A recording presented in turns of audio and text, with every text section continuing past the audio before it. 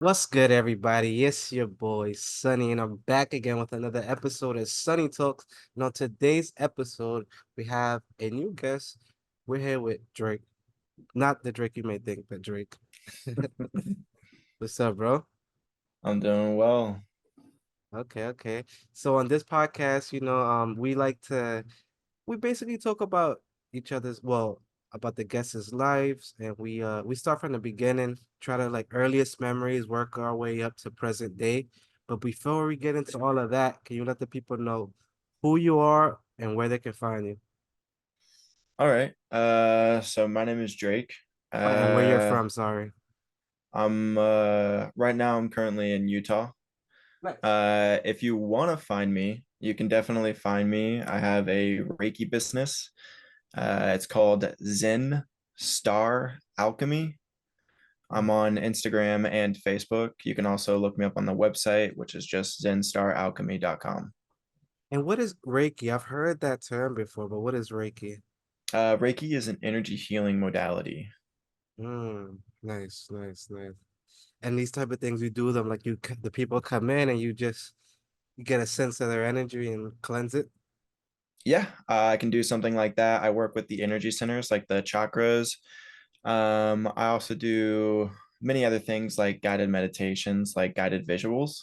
Yeah. So, depending on what the person's intentions are, I can guide them through a certain amount of energy and visions within themselves, and Yeah. then go through certain things like within their body if they're having some issues or like blockages, stuff like that. And it's not just in person, it can also be Oh, like okay. distant stuff as well. Oh, nice. That's what's up, man. Hopefully, let's see. Well, let's get through the podcast. Let's see if we could do an energy reading or something, Yeah, if you sounds don't good, mind. man. Yeah. Okay. Okay. So you're currently in Utah. Were you born and raised in Utah? No, I was born in Florida, raised mostly in Texas, and then I decided to leave Texas with my brother, went up to Colorado, and then I just felt called to go to Utah. And that's when I started doing all the energy work as well as becoming an LMT, which is massage therapist. Okay. Nice. Okay. So you're kind of all over. Well, you just into healing people in general. Yes, Nice. definitely. Okay. We'll get into. Well, I guess we'll ask now. What got you into this type of stuff? Um, a lot of my own trauma really got me into it. And then just neglect for some of the things that I've experienced. A lot of my family members, friends, just people around me, whenever I would tell my stories or talk to them, they never really seemed to believe me or they didn't want to believe due to their own fears and their own traumas. Hmm. And so I started the journey of just helping myself when I was 17, and then it just escalated more and more as I kept going through life. And I just started realizing that, the things that I've done for myself, the gifts that I've given myself, I can also give to other people. Nice. That's dope, bro. I fuck with that. I like that for you, man. Thank you, Okay. man. All right, so let's start up. So you were born in Florida. Do you have any memories of Florida at all? So one of the things that really got me into Reiki, I had a session with a Reiki master, and I've always been attached to my birth. Hmm. So the earliest memory I have is actually my birth, which is like right when I came out, I wasn't breathing. They couldn't figure out why I wasn't breathing. I didn't have like anything stuck in my throat. I didn't have anything like, clogging me or any kind of deflated lungs or anything like that. And so they basically ran me to the NICU, kept me there. And my first memory was basically just steel and cold and being alone. Oh wow. And yeah, So it was pretty tough. And whenever I was brought back to that particular memory, the main thing that I got from it was I was there for myself. Uh, I don't believe that time goes in a linear fashion. And hmm. so having the experience of basically being there with me as I was going through that particular experience, Mhm. I could see why I went through that experience, which was basically to give me the ability to have such a big heart, care for myself, so that way I can care for others. Oh, bro. So you kind of always had this sense of like a greater purpose, something like that. Is that fair to say? Yes, Okay.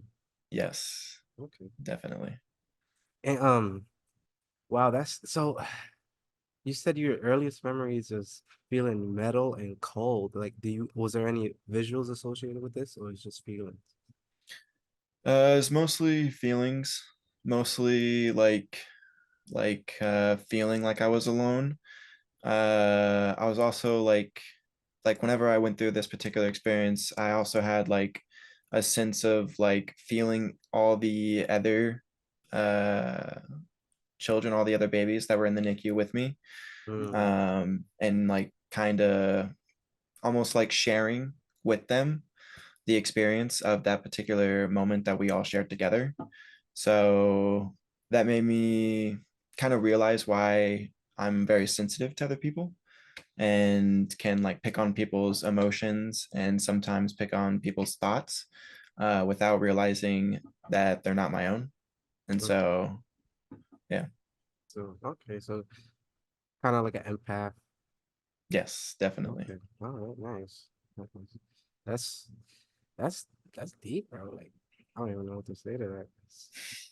Because me personally, like I've said this story before. I've had like my like earliest memory was I don't know what age it was, but it was like seemed very early, and I just remember everything looked like reddish, orangish, orangey. It's weird to explain like the color.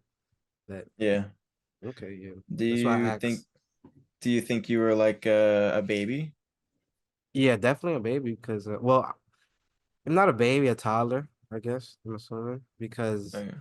that's like earliest memories, and then like I just remember like living life after that. You get it? Nice. Yeah. I don't know. It's weird to explain.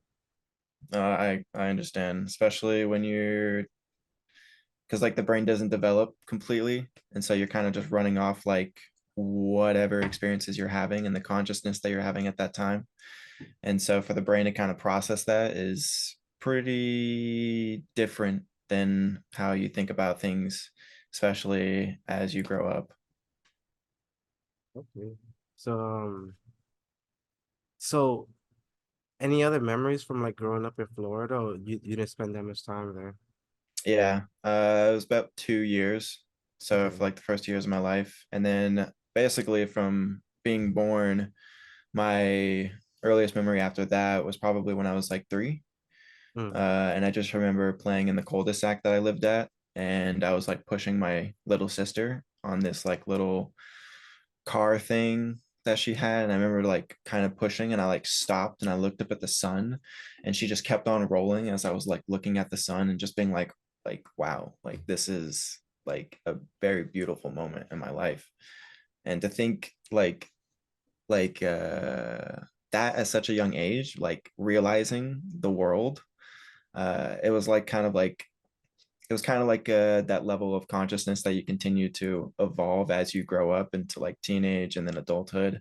And like I had that whenever I was like 3, and just like these realizations that you get. Yeah. Nah, that's definitely very profound. Like just seeing like I picture that like you playing with your little sister, and then like just seeing the sunset. Like that's dope. That's dope. And something I kind of want to double back on. Did you ever get like an explanation of what happened when you was born? Like, did your parents ever get like they told them, oh, it was because of this? Because you said initially there was there was nothing like clogging anything. You weren't choking on anything. Did they ever uh explain it? well, because I asked, obviously I asked all that time. And they just said that like it was just a weird phenomenon. Like I just came out, and for some reason I just like didn't want to breathe. And so Mm. that's when they ran me to the NICU, and that's basically all the explanation I got. So I'm not And quite sure. when did they tell you this? Like, when did you Well, was this always I something in your life? I asked whenever I was probably 16 or 17, because Mm. that's when I really started like wanting to figure out things in my life and go back to early childhood. And so I would ask my mom, I'd ask my dad, and they basically told me that like there was no medical procedure that happened. I didn't have to like have any kind of tubes or anything stuck down my throat. It was just like I wasn't breathing. So they ran me off and they basically like did, I guess, like baby CPR or something, Mm-hmm. to just try to get my lungs to actually start breathing and like get me into the rhythm. And then they just kept me in the NICU after I started breathing, just to monitor me. Mm-hmm. And did you just have like this overwhelming feeling like your whole life, like stuff that happened when I was born? Because I'm assuming like this was your first Yes. time hearing the actual story. Yeah. So Yeah. how, like, how did it? Do you just say, hey, like, did something happen when I was born, or like, well, how did he bring it up? Yeah. So like, because I've always known, I've always known that I'm very sensitive. And so like I kind of wanted to know what happened whenever I was born. Mm-hmm. Because I always felt like there was some kind of calling for me to go back there. And once I asked my parents, then I really wanted to figure out why I was born that way. And that's when like I did a few years of like kind of my own self guidance. Um, and then that's when I like basically went to the Reiki master and I just got a session with him. And something was just constantly telling me, it was like go back to your birth, like go back to the beginning and find out what happened truly without all this like doubt and fear that you have about it. Like go find out from this master that you believe in so much and that he can guide you the way. And so after I like had a pretty good meditation prior to the session, I got that calling, asked him, and then he just brought me back, had a guidance. And so like, yeah, then I like really found out why. Mm-hmm. Okay. So what was the reason? The reason was my big heart. Okay. Like the whenever I was having the visualization of going back and seeing this baby version of me, the only thing that I could see at that moment was just like this baby version of me holding out this gigantic heart that was like 3 times its size. And it was like holding this out, and I was like, I get it. Like a big heart, got it. Hmm. That's interesting. So, okay, so once you get this, well, once you come to this realization, how do you like? What are your next steps? So at that time, whenever I had that, I was I had a pretty big amount of warts, probably like 60 or 70 warts on my hands. When you And figured that, that out, yeah, like I and had, you already had them. yeah. Okay, sorry. And so like whenever I was 12, I got one wart, and then 3 years later, I got like another one, and then it just started escalating faster and faster.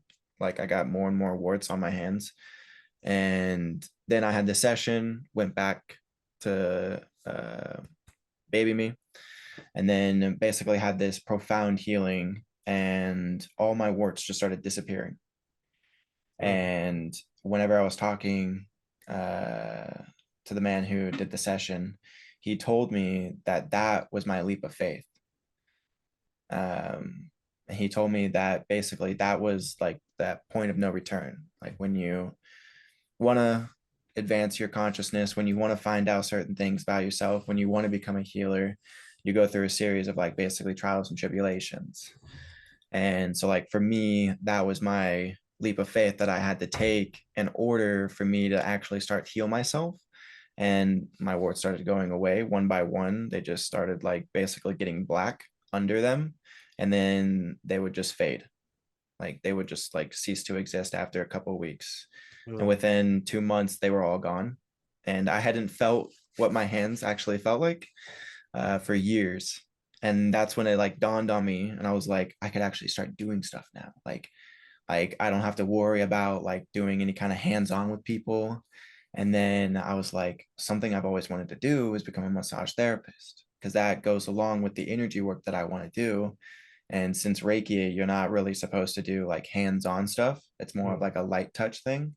I was like, I can start doing massage therapist and like really start to help people. And then from there, a few months after, I was moving to Utah. And how old were you by this time? Because assuming you was Uh, like 15, 16. well, when I had that session, I was It was only when I was 24. Oh, so you had the session at 24. Yeah, yeah. I started Oh, my healing journey when I was 17. okay. Yeah. All right. So what was some of like, okay, so can you, because I was thinking the whole healing journey was like figuring out about Reiki and going to that person and then go healing yourself, and that was the whole process. So what were you doing basically in the interim? Like, what were you doing to heal yourself? So, all right. If you want, we can just start from like that early child memory that I talked about whenever I Yeah, saw the yeah, you sun, could. and then I'll just roll all the way through to the present right now. Okay, go ahead. Yeah. Basically, so when I had that experience and just kind of like this realization of the sun and the world, then maybe about a year later, four or five. Sorry, I don't think I don't know if I'm just misremembering. I don't think you explained the sun scenario. So whenever I was pushing my sister and Oh, like I okay, looked yes, up yes, at the yes, yes. sun, yeah. So maybe like a year later. So maybe when I was probably like 4 years old. Mm-hmm. I was still living in that same cul-de-sac, and we had some friends who were about our age, so like maybe four all the way up until six. A bunch of kids just in that same cul-de-sac, and we'd all play together. And I remember playing with them, having just a whole loads of fun. And And this is then, Colorado, right? nah, this is Texas. Texas, Texas. Okay. Yes. Um, I remember like one day waking up and my mom's freaking out. Mm, And like the whole energy of the place just felt like there was something that was like amiss, something was wrong.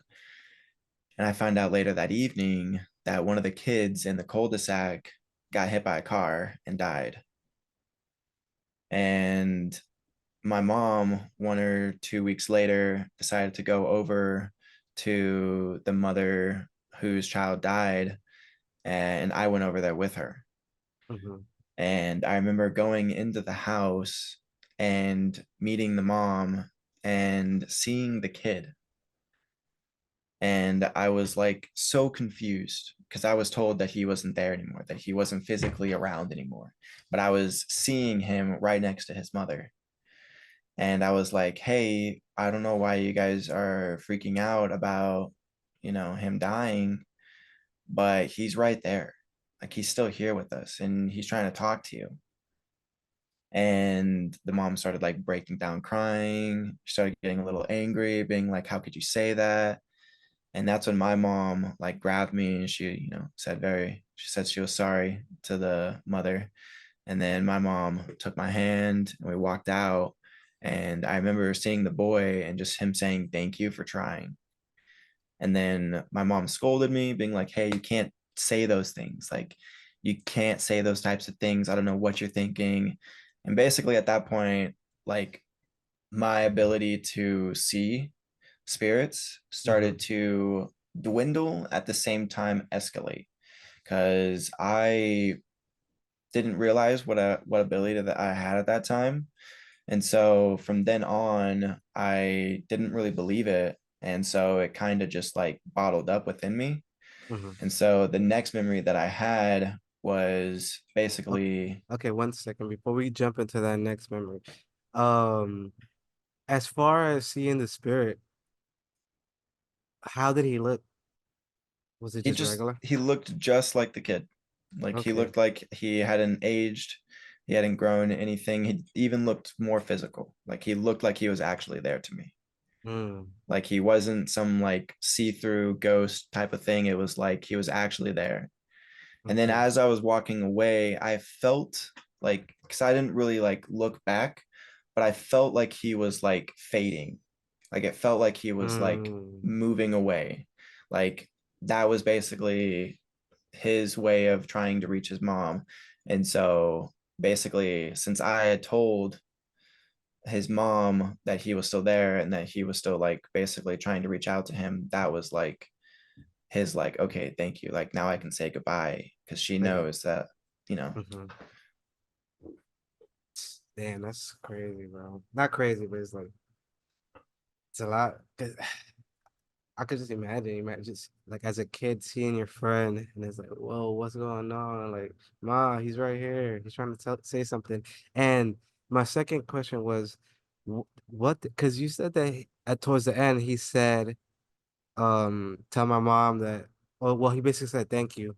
And what did he say anything before that? And was it like all like was it how like was it telekinetic or was it like Yeah, actual words? no, I because like it wasn't anything like I couldn't hear the audio, but it felt like I could. So it was And you like just in knew my what to head. say. Mm-hmm. Exactly, exactly. Mm-hmm. Okay, damn, that's dope, bro. Wow. Okay, so then you said the second memory was no.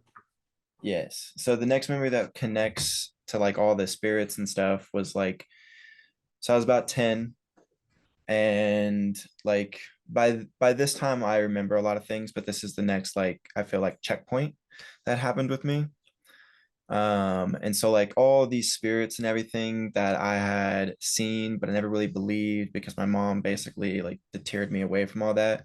Since Mm-hmm. all this stuff was bottling, like whenever I'd go to sleep, that's when all the like my brain would just be like going wild. Like I felt like I was in a space where like no one was around me, and so I could be myself.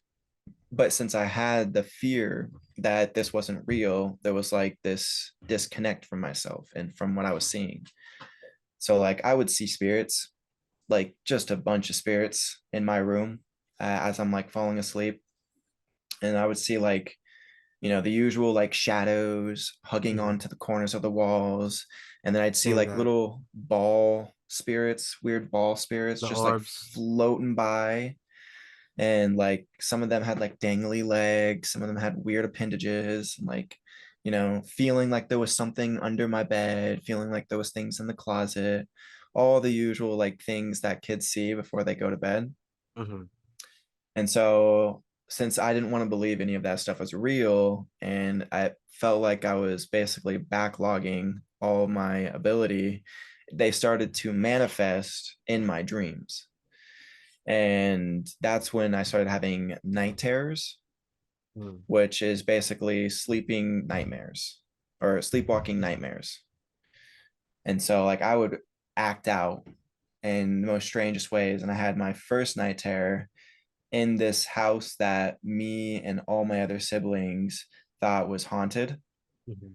and creating this belief that it was haunted made it haunted. Manifested it, yeah, okay. Exactly. And so this one night terror that I had, I was running around our game room in the upper stairs, and I was just running in circles around this couch. And the things that I saw were these basically like these weird creatures driving go-karts, and they were like chasing me around.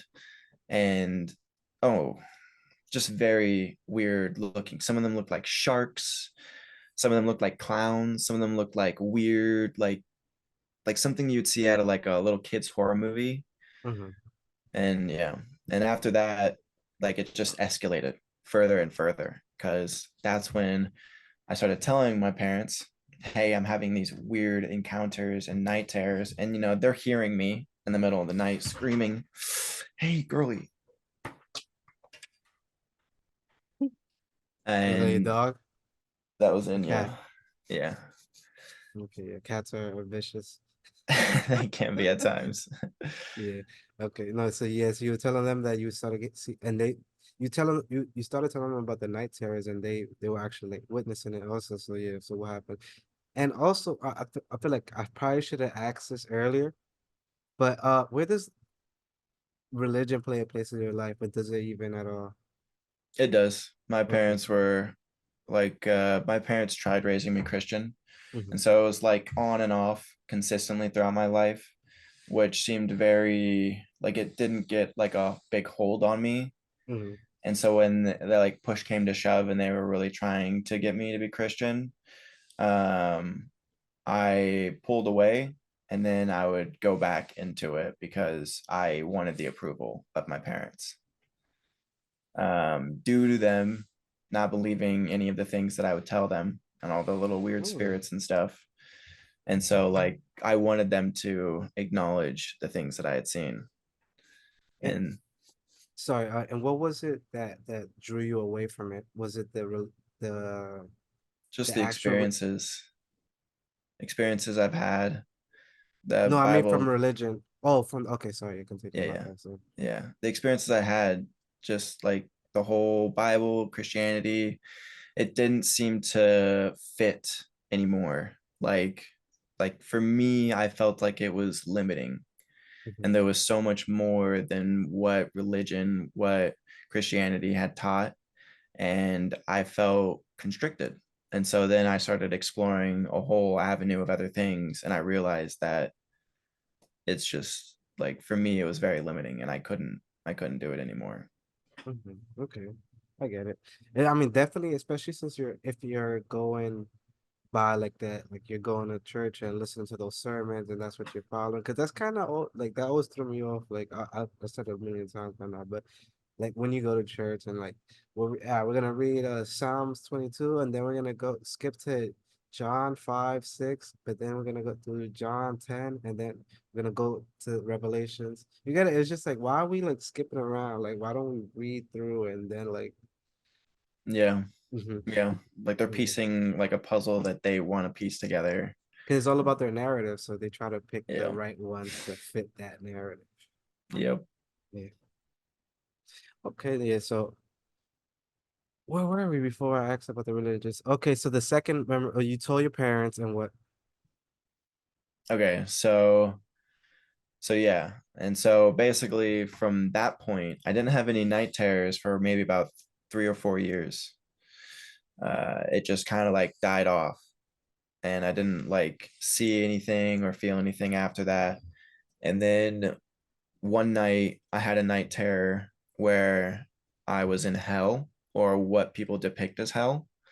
And so there was spikes near my bed, there was fire, there was like demons with the pokey sticks trying to jab at me.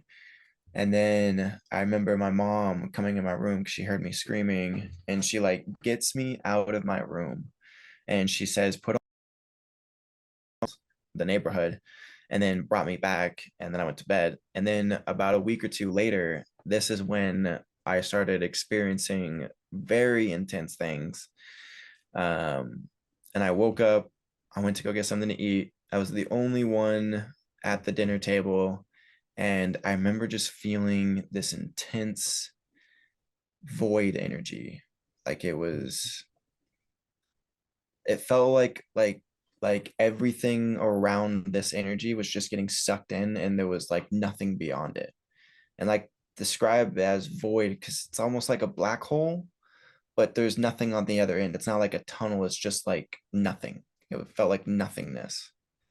Like it And felt I like to compare it to something to me, I'm thinking as soon as you said like a void, it just seemed like let's say it's a plastic bag and that's just like the hole where everything's escaping. Yeah, Okay. exactly. And so I turn and I see right out of my peripherals this 7 foot tall shadow man with a top hat. And it's just like the silhouette of a body. There's like no details. And all I saw was just like the emptiness of that void. And I remember like my instincts kicked in immediately, and I just ran as fast as I could away from this thing, even like hit the dog bowl that was like right next to me, and like scraped up the bottom of my foot, and I started like bleeding out of my foot, but since adrenaline, I just Hmm. ran right through it, and then ended up right next to my brother, and I started just like I just broke down. I just started crying, letting out all these emotions. I was telling everybody what happened, and everyone basically was like, he just had like a psychotic break. Like he's having night terrors, he's experiencing these things, and now he just had his like first psychotic break. Hmm. You know, and that was gonna be my second question because it's like, well, not second, but another question I was gonna ask that how is your family perceiving you during this time? Like, are they like for lack of a better term, like did your family just think you're crazy? Yeah, basically. Like my since at this particular time when I was 12, my parents had broken apart. And so I was living in a divorced home, and my mom was the one who was primarily taking care of us. And then I would see my dad like every other weekend. And so with my two older brothers and my younger sister, we all had traumatic stuff going on. I was the more one that was experiencing everything because Mhm. everyone was pretty good at keeping it inside. Everyone was really good at like bottling it up, not really letting it out. And every now and then they'd say something a little weird. But as like kids, you're like, oh, they're just having weird stuff going on. Like they're just experienced. They have a vivid imagination. And then for me, it was like, we don't know what's actually happening with him, but we don't want to find out because we can't afford to find out and like Mhm. actually get him help. So we're just gonna hope for the best and like hope he gets through everything. And since of the belief system that they had, which was like Christianity, they probably thought I like got possessed by something and then having psychotic breaks because of, divorce and all the trauma that we were experiencing. It's weird that they would think that you're possessed but not take any steps. That's kind of weird. Not weird, but careless. So, not to bash your parents either, because it's like they're going through their own things. They got three other kids. It's just like there's a whole lot going on. Yep. Hmm. Yep. Yeah, understandable. All right, damn. Okay, you come to your brother. Everybody's just like, yo, Drake's just having a fucking psychotic break. We don't know what's going on. So, and what's next? So that's when night terrors started to ramp up. I Mm. probably Again, had, because this is like the resurgence again. yep, exactly. This is all that bottled up emotions and all the like things that I've seen starting to pour over. And since I didn't want to take responsibility for it whenever I was in my waking life, Hmm. they started to manifest in my dreaming life. Mm. And so I started having nightmares after nightmares, started fearing going to sleep. So I would like stay Sorry, how up, old are you again at this time once it start coming back? 12 years old. Totally. Okay. So that's when I had that experience with the shadow man. And then it just escalated. Okay. Yeah. And since I would go over to my dad's, I'd have night terrors there. And for me, it felt like I was basically channeling everybody's stored up, pent up trauma and emotions. And so I was acting out in ways that basically the energy of the space was and felt like. So you're Like basically reciprocating the energy that's the vibes of the whole house. Whatever. exactly. Okay. And what Exactly. made you realize that? Like, was it certain shit like, yo, I'm not scared of this. This is more like Johnny's thing. You get It was more of a realization after like I stopped having night terrors because I started doing my own research and I was like why would I have all these things be happening to me? Because like if I'm who I am and I'm this like more awakened, able to see all this stuff going on and sensitive person, and it just made sense. Like I was like, oh, like got it. Like since everybody else is keeping all their shit inside and they don't want to talk about it, there's only one place for it to go, which is this super sensitive kid that can't keep things in because everything's getting funneled to him. So he's just gonna let it out. So that way everyone else can get some relief. damn, that's deep. And did you feel like now looking back in retrospect, do you feel like some of the relief on the others, people in your family, like was it genuinely working? Like not working because you weren't actively doing it, but was that actually a result? Um, I couldn't say for sure. Okay. I would definitely say that like I felt like it was like since I was having those experiences, it was a way for everyone else to feel a little bit better about their situations. So they were like, well, at least, that's not happening to me. Like, Mm. I don't know what's going on with him, but like I'm not doing that, which is which is a little messed up saying that. Like, so Yeah, I know. I get it. It's fucked up. But all right, damn. So now you're doing research, you're figuring out what's actually going on, and like, are there any more experiences going on in that time? Because you were saying that you were going to try to work up to like the present day. yeah. So one of the next big night terrors that I had was at my dad's, and I don't remember it, Like, I don't remember having the night terror and what was happening, but my dad told me what I was saying and what I was doing because he was the one basically wrestling with me to like try to get me to go back to bed and like not freak me out. So it started, I was trying to get out of the house, which is a normal night terror thing. People feel like they should get out of the house, which that makes sense if you're experiencing the energy of the space in which you're in. You don't want to be there anymore because you're like, this is too much for me to handle. I'm overloaded. So I need to get out of this particular space and go somewhere else and get away from this space that is making me act out in this way. Mm-hmm. And I've actually, my cousin one time got out of the house and he woke up immediately when he got to the street. So, like, there's like, for me, it makes me feel like Oh, there's a so other people were bubble. getting the night terrors in your family? Yes, Mm. yes. And was it And which was isn't it an uncommon thing. sorry, was it a my bad, sorry. Was it just when people were around you? Like a No, proximity thing? no, Okay. no. He had this separate from me. Okay, okay. Yeah. Yeah, sorry that I cut you off. What were you saying? So he woke up So right away and you were feeling yeah, so he got to the street and he woke up, which makes me think that like there's a basically like a parameter of the energy of someone's house in which all that like energy is stored. And so once you get a far enough distance away from it, you wake up because it's no longer kind of possessing you in a mm-hmm. sense. That's interesting because that is kind of like how like in a similar way like certain hauntings work like it's tied to the place or like there might be something in that home that if you yeah okay. Yep. And Mm, so in this night terror, tried getting out of the house, and that's when my dad woke up because he heard somebody rustling at the doors, and he was like, "Someone's trying to break in," but I was trying to break out, and he comes up to me, and immediately I ran to the kitchen, and then my stepmom comes out as well, and she sees what's going on, and that I'm acting weird, and so mhm, she's like, "Hey, are you okay?" And I'm not responding correctly. I'm responding like very like anonymously, like, who are you? What's going on? Like, I don't understand. And then she sees me open up one of the drawers and grab a knife. And so she immediately like puts her arms around me and just hugged me and just make sure that like I don't hurt myself. mhm, And then that's when my dad started like kind of freaking out and he was mhm, like, "What are you doing? What's going on?"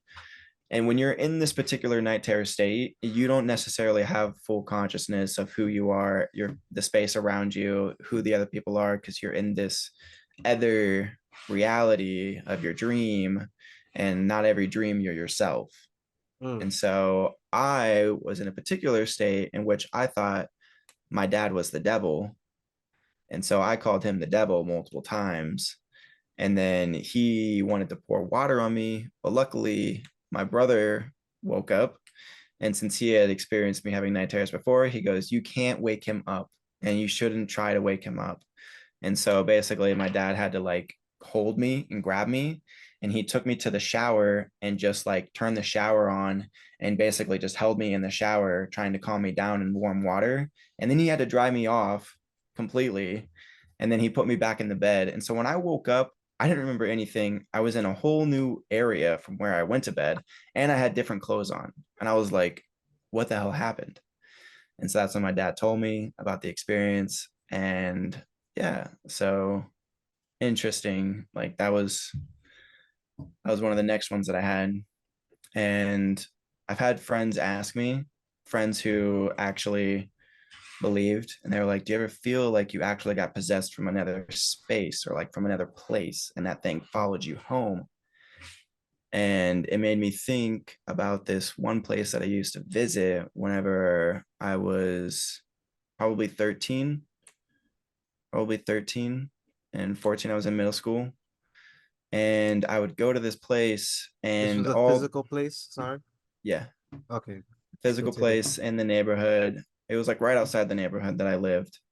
And since all the other neighborhood kids went there, and the neighborhood kids were anywhere from, my age 13 all the way up to 17. And so some of them were doing just very interestingly weird stuff there. not like doing drugs or anything like that, but they would like break stuff down, play paintball there. And a lot of them were like, yeah, that place is definitely haunted because it was an old World War II facility where soldiers would go to. And then it was also a daycare for those soldiers' children to be at. And so there was a lot of pent up energy and trauma from war, and then the kids' traumas that they had to experience from growing up in a, war family. And so basically, I would disturb the place. Since I was a kid, I would just tear things down, break things apart. And we'd hear weird things when I was there with my friends. We'd hear weird things like rustling and moving around, but I didn't want to believe it. I didn't want to believe that it was haunted because I was like, no, like I was already told that that stuff doesn't happen. That's not true. And then that started basically the whole escalation. And so I feel like that could be a part of what was happening to me, as well as taking on all the other people's stuff within the house, causing this like very interesting energy to go into the entity that was following me to allow it to have enough energy to actually possess me at particular times.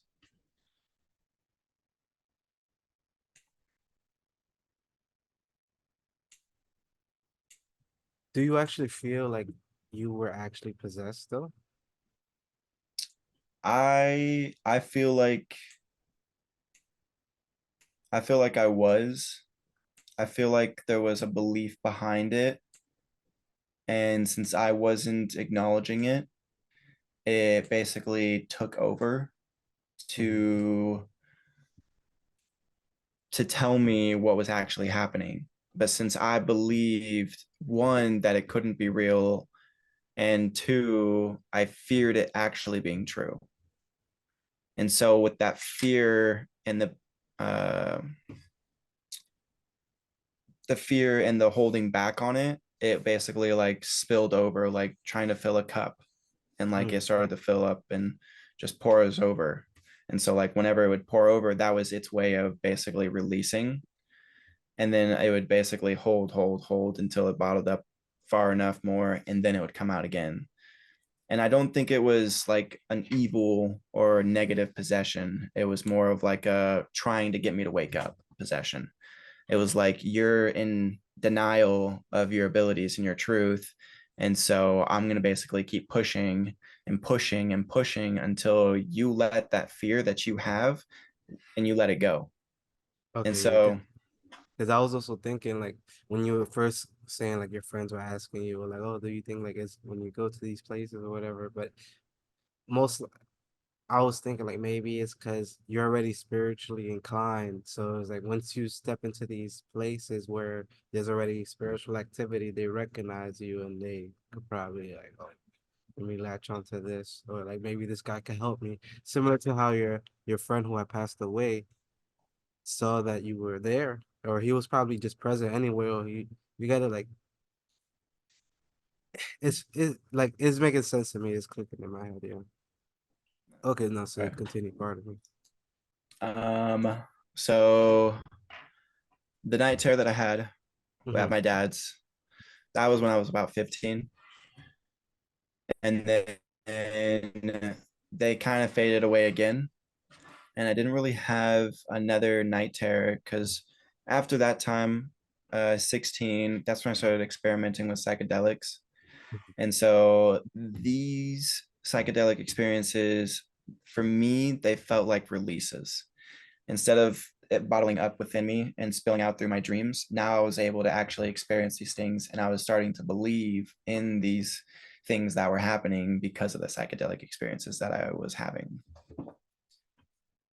And Okay, yeah, so, that's interesting because I would think like I was thinking maybe like when you were saying that oh at certain points like I disconnected from them like I was thinking like that's why I asked how old were you because maybe I was thinking oh maybe you started getting high or something back and like that kind of like blocked it but you're saying that it actually uh enhanced the experiences. yes, Okay. yes. For psychedelics, They And you're create taking what, different. shroom or acid or like DMT? Like, what are you doing? I'm doing acid at this time. Okay. And so I'm starting to create different neural pathways that have been closed for a long time and starting to believe all these things that I had always believed, but it wasn't enough to break down the belief of the fear that I was holding on to. And so Mm, now having these experiences with the people that I was having the experiences with, it was allowing me to start to believe these things. okay. And this is when I started to just have interesting spirits starting to basically come around every now and then. Hmm. Like it was mostly just silhouettes of spirits coming around. They weren't really necessarily interacting. They were just more of watching what I was doing, what was going on. And things started to escalate once I started smoking marijuana. And then that's when I started doing shrooms. And so these experiences escalated pretty much my level of comprehension of the unseen world that is blended with ours. And uh it was it was it was pretty much like a mellowing point for me Hmm. from 16 to about 18. I was having a pretty mellow time with everything. I was able to experience life. Things weren't going too crazy. I could still feel people's experiences, but it was like numbing, like dull. I think being able to just relax within myself allowed me to like not think about all the weird stuff that was going on around me consistently. And since I had experiences with acid and then psychedelics, it was already starting to bleed into my everyday life. So everything was just kind of mellowed out. And then I started getting into a little bit of the harder drugs, Mm. mostly cocaine, and then started smoking cigarettes and vaping. And then I would do like just every now and then do some like Molly, all these different drugs that, I'm not getting from the best people. So who knows what their other stuff that they're mixed with. And at this time, I was probably 18. And that's when things started getting a little bit different because it was like all these spirits, all these things that were happening was like, okay, now you've had this mellow time to kind of believe and let this take effect, but it needs to start waking you up that you can't continue to be asleep like this. And so I moved out. And My sorry, parents, was there an actual moment that initiated that thought, or was there an entity that told you that? Or yes. okay. So I moved out of my parents and I had my place by myself with my brother, and we lived on a 2 acre plot of land. We were in one of the duplexes, and then, the other house that was connected. And then there was another house on that 2 acre plot of land, and it was just a pretty nice, chill space. There wasn't any other like housing near us except the trailer park. Hmm. And then there was like basically machine shops, tile shops, like dirt places. So like people weren't necessarily there all the time. And if they were, it wasn't a lot of people. And so we had this like basically this like space that we were able to like do all the weird stuff that we wanted to do, like drugs. Basically ran like a trap house. Yeah, yeah, yeah. And if you've ever been to one, I've ever been to a dealer's place or anything like that where a lot of activity like that is happening, there's a lot of weird traumatic energy that comes in and out of that space all the time. So it becomes this like hotspot for very fear-based entities to come and just kind of make that their like little home. And so that's when all this stuff, like I started seeing the shadow man more often. Sometimes I wasn't even high and I would So, just see him walking around. so is the Shadow Man like one entity? Yes, for Okay. me, yes. All right. And sorry, before you continue, the way that you're explaining like the trauma energy, Yeah. is it kind of like mud, whereas Oh, I may be that's muddy and I come here, I leave my mud, but I still leave with my mud. You get it? yes, like it tracks. Like, Mm-hmm. yeah, like if you had muddy shoes, like Mm-hmm. you still have the mud as you're walking around, but it leaves its tracks And it's not around. necessarily like you're not necessarily like giving some away every place you go. It's just you're imprinting it everywhere that you go. Yeah, Okay. exactly. Like All right. it's like a frequency stamp. Mm-hmm. And since the house that I was at had a very particularly weird energy, since Mm-hmm. like there was trailer parks near us, and trailer parks are just a hotbed for like a bunch of weird stuff to happen. And this isn't the best neighborhood either. So And that this is what, already added. Colorado? This was this was in Lakeway, Texas. So it's In like Texas still. outside of Okay. Austin. Mm-hmm. So yeah, not the best area. This is where like kind of a lot of the uh I would say like more redneck kind of woods are. Um and so just already not a like super safe Mm-hmm. environment, but it Yeah, I was the get it. best that we could do at the time that we were, trying to get out. And you guys weren't in there. You had your own house, but that was just the closest thing to you. That was Yeah, the area. exactly. Okay. Yeah. Okay. So okay, so you said the dance, so you started seeing the shadow man more. Yes. And Okay. sometimes I wasn't even like high, and I hadn't had an experience that I wasn't high and seeing him except that one time when I was 12. So this was like it was coming back up in like full force again. And I was like at that point I was like, okay, well, I don't want to deal with any of this stuff because I'm, on a doing a bunch of different drugs. And so my body is starting to have a bunch of different chemical reactions happening within me, going through ups, going through downs, super depressed modes, all these all these different frequencies. And so I started experiencing a lot more spiritual activity, and some of them not even the like just very unpositive kind of frequencies. And since people are coming and basically leaving their The imprints. leaving their imprints, and they're doing a bunch of drugs, leaving all their trauma at this place, it basically got like the hotbed got hotter and hotter and hotter as we Hmm. lived there for like 2 years. And so I That's had interesting. nightmares about like demonic rituals involving blood.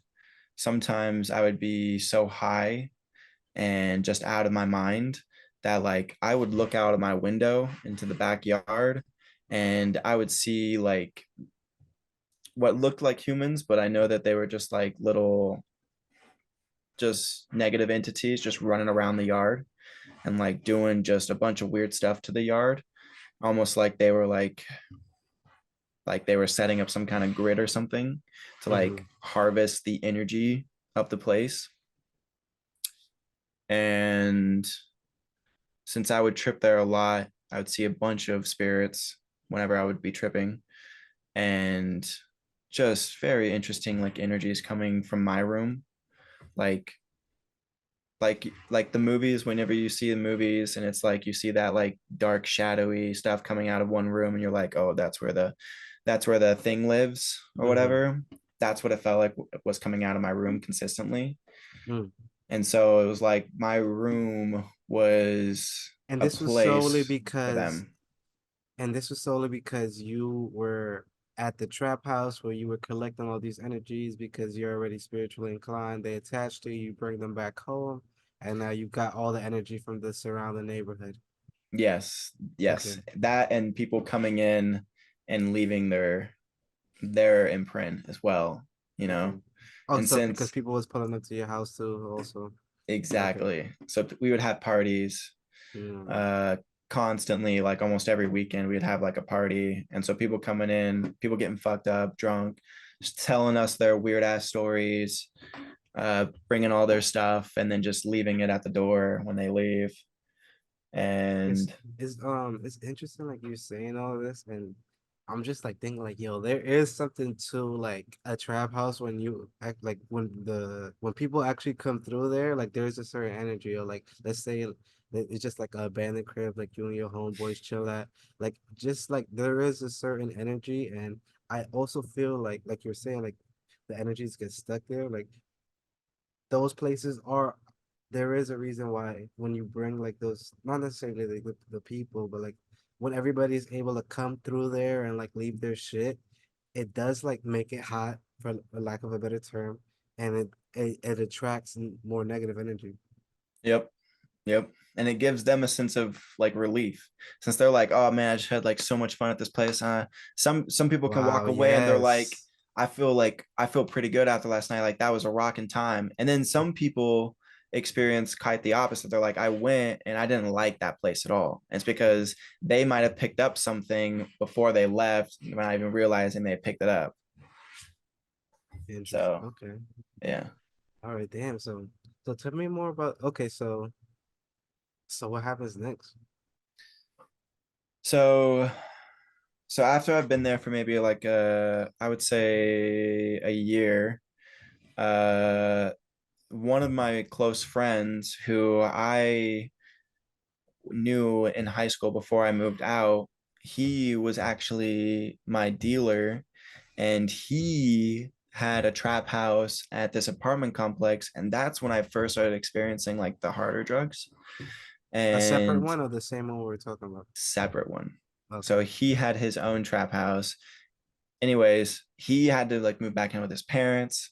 And then that's when he started coming over to our trap house. And a year later, the people who lived next to us in the other duplex, they were starting a family. So they couldn't live near us anymore because we were, teenagers running amok and wild. So they What moved were your out. parents doing at this time? Oh, Well, your mother, I mean, and because it was your mother and your brother. yeah. That My was the mom whole. lived in another state, and my dad he lived like maybe 20 minutes away, but he never came over. Okay, okay. Yeah. For some, no, because for some reason I thought you said that you moved there with your mom and your older brother, and that around the trailer park. I moved there with my older brother, Oh, just just him. my older Okay, brother. Yeah. okay, okay. Yeah. All right, so you guys are just running them like okay, so it's yeah. Yeah. Mm-hmm. So the people move out, and that's when my friend's like, hey, like, is that other place like, all right, do they have anybody that is trying to rent out that space? And we're like, we'll ask. And so we asked our landlord. Landlord said, no, do you guys have someone in mind? We were like, yeah, we do. And so we got our friend in there and another friend in there. And so we basically ran a duplex trap house for another year, and which only added on to the strange chaos. And so, like, once they moved in, we had the first weird experience was there was a mosque that was being built just down the road, and somebody burned it up. Oh no, God damn it. Somebody burned it up, and then they tried rebuilding it Oh, I remember again. that. I can remember that in Texas, right? Yeah, yeah. Yeah. Yeah. And What? someone and they tried building it up again, and someone burned it down before they could like basically get it back up and starting again. So it was burned down twice. And then uh one of our neighbors, I think there was like something going on with like physical abuse, and they ended up getting kicked out of the house.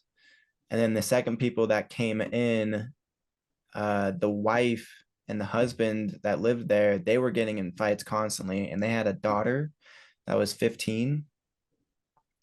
And we think from what the cops were talking about, we think, and after we did some investigation, because we were able to go into that house because the parents, well, I'll tell the story real quick. So what we heard at the very beginning was a gunshot at like middle of the night. Mm-hmm. And then we woke up and there was basically FBI and cops and sheriffs at the house. And they like, did the caution tape and everything all around this perimeter and everything, like this van, with like the DNA prints and stuff that they show up on TV, that was there. Yeah. And we got woken up at like 7 o'clock in the morning, and they were basically telling us like, did you hear anything last night? We're like, like we heard a gunshot, but we thought it was like a far away distance away. Like we didn't hear like if it was like super close or anything. And they're like, you guys didn't think about investigating? We're like, no, like we hear that kind of stuff all the time. It's a trailer park area. Like Mm-hmm. guns get shot sometimes. And then they were like, okay, da, da, da. And then we heard from the landlord that the husband got shot by the wife, like basically point blank in the stomach. And he was in the hospital for a couple of days and then died. Oh shit. And then we went over there because the landlord basically, like the daughter and the wife, they basically left after that. They got put probably into some, I don't know if they Well, got she put didn't go to into jail? like protective witness or something. No, because it's apparently self-defense, according Oh, to okay. like all the judges and Oh yeah, it's everything. a trail park. Yeah, something happened. Yeah, and so they ended up just leaving, and they left like all their stuff behind. And so the landlord goes, "Hey, if you guys want to like go over there and like you guys Take want to shit. just, yeah, like it's all going to be thrown out by the end of the week anyway, so if anything goes missing, like I don't Mm-mm. know." And so we are like, okay, cool, like maybe they'll have some stuff that we want to get Don't into. go. No, I already feel the energy attached to itself to you. And so we went Okay. over there, and like we were looking at some stuff. We ended up taking some stuff, which shouldn't do, especially in an environment like that. And so we found the 15-year-olds like drawings and stuff. And some of those things were very disturbing. And we basically pointed to like, we think her dad was sexually abusing her. Man. Yep. And then the mom couldn't basically take it anymore and then ended up shooting him, or found out and then shot him. God damn it. Yeah. And so now not only do we have all this energy from like all the trap house stuff that's been going on for about a year and a half now, And you got that all but from we've, drawings? yeah, well, okay, if you would have seen some of the drawings, they were like really explicit, like some very weird stuff in the drawings. And so like you can That's kind of piece it disgusting. together. And so then we had stuff from them in our house now. And since our friends lived in the other duplex, they also got the same thing told. So they went over, and I think my friend ended up taking the bed. And so now we have all Oh this my weird, God. more Hell weird no. energy in our houses and on the property. The And so, fucking bed? yeah, I know. I know. We were we were very unsmart about what was going on. I mean, but who's to think that you're also bringing that energy with you? Exactly. Hmm. Okay. Yeah. So what happens next? You bring all that shit in and what? Yeah, bring all that shit in, and then the next people that move in, they're making crack. They're slinging all these drugs out of their place. Do you think these And environments attract people like that already gone yes, trotting? yes, Okay. I think there's an energetic attraction. And since we were basically building it up and building it up from the trap house, because it started with just a trap house, just a very innocent, like friends are coming over, we're just doing a little bit of drugs every now and then, having bonfires, cool kind of stuff. And then we had that neighbor that was like, they were older, they were trying to start a family, and then they moved out. And so that gave open to, now there's basically nothing guarding this place. Hmm. And so that's when, There was no extra good trap energy. house, exactly. It just kept festering and festering and festering, bringing more, getting rid of all the basically stuff that could help, damper any of this. Hmm. And so, yeah, then at this point, I started I started getting involved with one of my best friends who I had known since high school, and she had just an insane amount of traumatic experiences, from being physically abused to being sexually abused to like feeling so traumatized that she would hurt herself. And I ended up feeling like at this point, like I was possessed by these beliefs of like something that was very wrong. and just not being myself from all the drugs, from all the energy in the house. And I ended up bringing her over and ended up basically like I knew she loved me because we've been friends for so long. And so I was like, hey, let's just like get in a relationship. Like, let's like you can live here since you don't like living at your mom's place. And so I brought Mhm. her in and everything that she had imprinted on her. And then things like, things just kept escalating further and further, having weird ass dreams, having weird ass experiences with a bunch of spirits.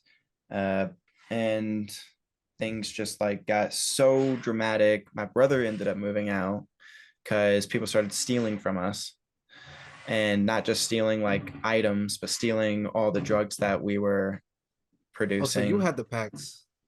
Yeah, I also had that. I was also You was dealing. trapping. Exactly. And Mhm. so since someone was stealing from us, we were like, It's like getting too this. hot, too much. Yeah. Yeah, exactly. So my brother ended up moving out because he knew that it was my girlfriend, but I didn't want to believe that Uh, because when it's your girlfriend, you're like, I can't have that kind of heat. I sleep with her like in the same mhm. bed. I'm not trying to have that. So I didn't choose. So he moved out, and then it was just me and her in the house. And my friends who ran the other duplex, they ended up moving out. So now it was just us containing all this energy that we had festered, all this energy that was in this place. And we started turning into like there's people who have like really dirty houses because they never clean up anything. That's what happened for like about 3 months. We had a whole room that was just filled with trash. The whole living room was just basically like nasty beer marks and beer stuff all over the place. Fridge wasn't even like, there was like nothing in it, but like some leftover foods, things that were rotting. And we had like animals. We had like a cat and a dog, and we didn't Okay, clean okay. up after them. So like it was Gosh. just nasty. And I remember at this point, like I had two But cars. you guys were heavily using it. Did it at a point that you guys like We so at this point we weren't heavily using, but we were still like smoking and we were doing acid and drugs or so why the acid fuck and you ain't clean shrooms up? because it was just too much. Like you You was get to just a tripping certain too point hard. and you were like, you're just like, I don't want to clean up anything. Like you get home from work and since the energy in the house is like deteriorating when you get in, it's like you just lose like all sense of, Mhm. common sense. And I like cleaning. And so it was very weird for me not to, even though I saw it every single day. And then it like hit me when she wrecked my car, and she like wrecked my really nice car that I had. And she ended up like going to the hospital and breaking her leg, and like she ended up fracturing her head because she got into like a bad accident. And at that point I was like, yeah, like I gotta break things off and I gotta move out of here. Like this shit is getting bad. Like this is not anything that I want to be dealing with. And I'm or 20 at the time. So it's been 2 years living in this house. Mhm. And so like I ended up having to break up with her, and the breakup lasted 2 hours because she didn't want to accept it. And she ended up like smashing this mirror and like bleeding all over the place. I was like, you need to call your mom and have her come get you. And like, I'll get all your stuff together and you're gonna come get it later.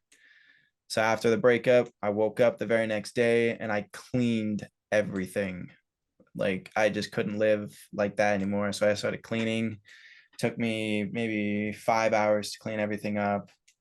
And then I just lived in the house for maybe another couple of weeks, and then ended up moving out to some person's house almost right next to downtown Austin. And that was the crazy insane trap house stuff, and that was like the turning point of like everything that I'd been through. And during okay. So then after that, that's by that time, well, that's like when you're moving towards become going to like the what was the name of the spiritual healer? The shaker? Yeah, the Reiki Okay. master. The Reiki master. Sorry. Yeah. Okay. So I so at this point I had yet to hear of him, but I kept hearing things about him. And since I was still like getting off of drugs and everything, I wasn't in the right mind to like hear the things that I needed to hear. And so, since I was still dealing, and at this point, I was only dealing mushrooms, I was like tripping every week. And sometimes like for, I would trip like 4 or 5 times a week, every Mm. week for like a whole month or two. And at this And point, I during was these having, trips, okay, sorry, continue. I think you're getting into what I was gonna ask. yeah, I was starting to explore because I realized whenever I was tripping, like I would get into these very, very unique flows. And like I could experience things almost timelessly. And I could like draw for hours. And I started picking up like just spinning a staff. Like I just started like wanting to spin a staff for some reason. What And the so hell? like That's so random. I know. I just went outside and I would like spin the end of a mop broom. I just take like the mop off and I just take like the staff and I just like spin it outside. Mm. And like the things that I constantly said was show me something new. And I would just like sometimes I would just say it out loud. Sometimes I would ask God to show me something new. And I was trying to find my way back, While essentially. spinning. Yeah, while spinning. Yo, I said it was random, but then I just thought like there must be something ancestral to that. Oh yeah, for sure. Okay. Okay. For sure. All right. Um, yeah. And some of these experiences I would have in these heightened states because I would do like dosages that were not too high, but since I would be able to get into these flow states, I could elevate the level of which I was feeling to basically like going from like a 2 and I could elevate it all the way to like a 7 if I wanted to just by like focusing on it. And it did come with some backlash of one being extremely tired the next day and two I'd have to eat a lot of food, like thousands of calories if I was going to like do this, and You're otherwise focusing your energy there. exactly, otherwise it would basically like drain me and I would Yeah. like lose a bunch of weight if I like wasn't doing that. Okay. Yeah. So I All right. had one experience, one of the first experiences that I had when I was drawing, I would listen to music. And at this point, I realized my mirroring effect and like how I would Pick hear up on people, people's mhm. exactly, hear people, see people's energies, and like mirror their energy. Like I didn't have any kind of barrier to reflect and, keep people's energies out. So it would just come into me and then I would basically assume it or assimilate it into me as if it was me. And at this point, music and drawing, that was my way of feeling people's and my own emotions and then putting it out and putting it on like some kind of page or paper. And one of the times when I was drawing, I was listening to some music and the music just stopped. And sometimes that would happen where like my music would just stop. And I think it was a like frick, what's the word for it?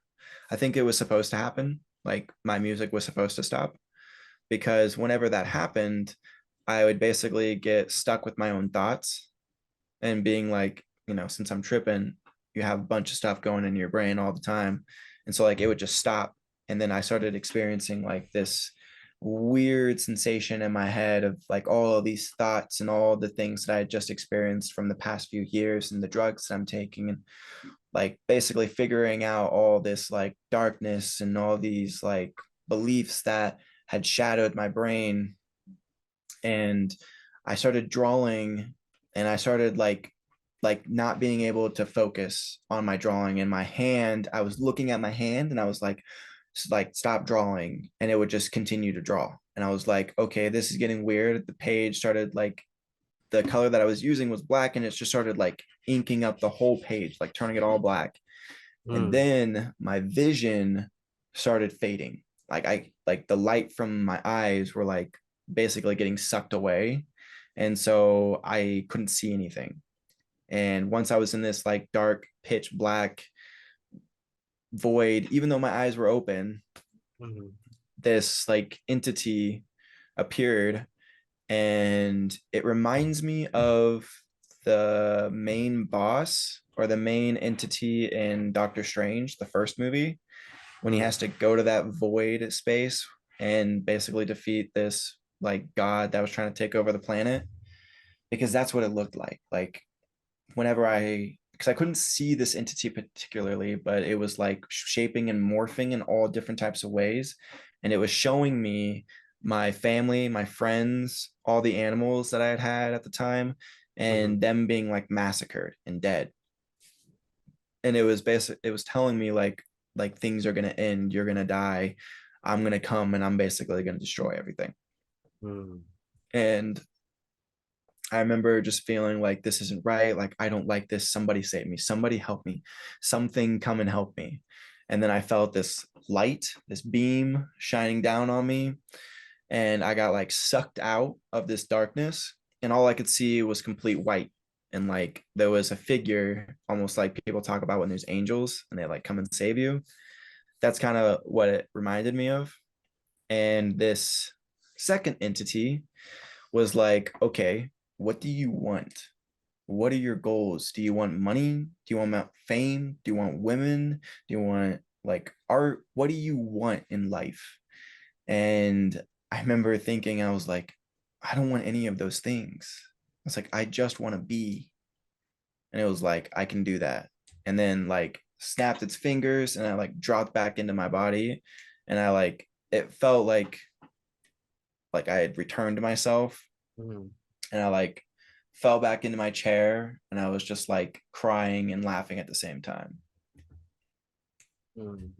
Damn, that's deep as fuck. That's a crazy ass trip. Yeah, it was pretty intense. And It how was what was pretty, the dosage? Was it a regular dosage, but it was just yep, enhanced by your spiritual? yep. Because I was able to focus and like get into this flow state, heightening and elevating my frequency, then I was just basically like experiencing the multidimensionality of the world. And since I wasn't since I was in this belief of like being possessed and not truly being who I was, there was basically a gate for this entity to come in and like try to put all this fear and get me in there. And then it ended up turning around because I asked for help and because this other entity came and like basically got me out. And so at that point, that's when I like really started changing everything, really started like moving in a different direction because of that experience, because it was so profound for me. And I continued to have more more weirder experiences, like in that same house that I was renting out a space from. I had another trip, and being in that, like, this is probably like that point where I was tripping consistently for like a whole month, almost every day. And I remember like just looking at the edge of my knee, and I was just sitting in my chair looking at the like point of my knee and just like focusing on it very intently. And I was like, okay, I want to see in between the space. Like I want to see these particles and things that I see all the time, and I want to know what's in between them. And so like it felt like I was like opening up a rift within space and looking into it. And at a certain point, it became so much that it was like turning into a black hole. And so everything that was surrounding my knee started morphing and warping into this, like basically this void black hole that I was focusing on. And when I started doing that and it started turning into this black hole, there was probably 7 or 8 figures that showed up in my room, and they were all watching me, and I could hear them whispering. and being like, hey, it's like he's doing it, like something's going on, like check this out, you gotta check, like look what this guy's doing, you can't even like, and like just being like very talkative about what was going on, like they were like watching some kind of show. And I started getting very paranoid from all the experiences that I had, all the shadow people, thought it was something negative. So I stopped doing that. And I was like, okay, like I'm just gonna chill. Like I don't know what I was just doing. And so that made me scared Hmm. more of the abilities and the things that I could do. Okay, so did the Shadow Man appear again? Was he among the crowd? He was not there. Okay. I forgot to mention that. So while I was in the trap house, before I broke up with my girl at the time, I actually had a dream about him, and the dream began, and I was like looking at this lake, or like this little pond, and this frog jumped. And as it jumped, it was like this cinematic view of going under the frog, and then it like went up into the clouds. And I was following this basically like this view. And so I went up into the clouds and then landed in this like what you would think like where heaven would be, in the clouds. Mhm. And I was up in this space, in this realm, in the clouds, which I called it the God realm, where like all these basically higher entities, uh Reside yeah, exactly, and we consider them gods, but they're just on a different frequency like a than we Mount are. Olympus, for lack of a better Ex- term. exactly, Mhm. exactly like that. Okay. And so like when I showed up in this place, I was like, there was a house, and it was just like in this like kind of like middle of nowhere field, and it was a pretty nice Field of house. Clouds. Yeah, yeah, Okay. basically. Okay. It was a pretty nice house, and it had like a really long stretch driveway. So like the whoever lived there was well off. And I remember going inside the house, and when I got in the house, I was like, "Oh, I'm here for something. Like there's something specific that I'm supposed to retrieve here." And then I see this little girl, and I was like, "Oh, like I'm supposed to get you." And at that point, I realized that I was like a little boy. And so probably both of us, at the around age 10. And so like it was like I was coming to like get this girl from like her dad's or something. And like, Mm-hmm. but I was taking her back down. Like she wasn't supposed to be up in this God realm. And I was like, hey, I gotta get you so I can take you back down where you belong, where you're supposed to be. And as I'm like walking out, I see this red car, this like probably 1920s, nice styled red car with like white tires, that kind of Right. like, Well, right, right, yeah. Mm-hmm. yeah, come in to the driveway. And this dude gets out of the car, and when he stands up, he's 7 feet tall. He has this whole red dapper outfit with like white stripes on his red vest, white t-shirt, like red pants with black shoes. He had a top hat on, and he had like a red, or not a red beard, a white beard with white mustache and white hair slicked back. And he goes, "Hey, what are you doing? And why are you taking her? What do you want?" And I go, well, I gotta go. And he's like, why? I was like, it's not because I need to, but it's because I want to. And he goes, oh, I haven't heard that in a long time.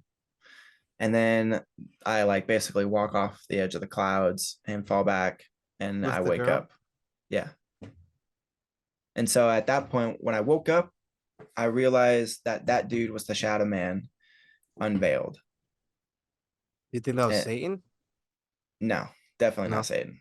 Okay. No. I'll get to more of why and who that is eventually, because I've recently found out who it was, which is a whole like plot twist kind of thing. Okay. Um, and then I realized later on in life that that girl was the feminine side of who I am. So like for a lot of my younger age to my teens, since I was a very sensitive person, I always got along with girls. And so like I always hung out with girls. Mm-hmm. Being like attracted to women, it was a very interesting thing for me, because all the dudes I could talk to and everything, but I never really felt like they could talk about feelings or anything that I wanted to talk about. So Yeah. like I always hung out with the girls, and the dudes always kind of disliked that because they were like, yo, like why You you get getting all the with. girls. Yeah.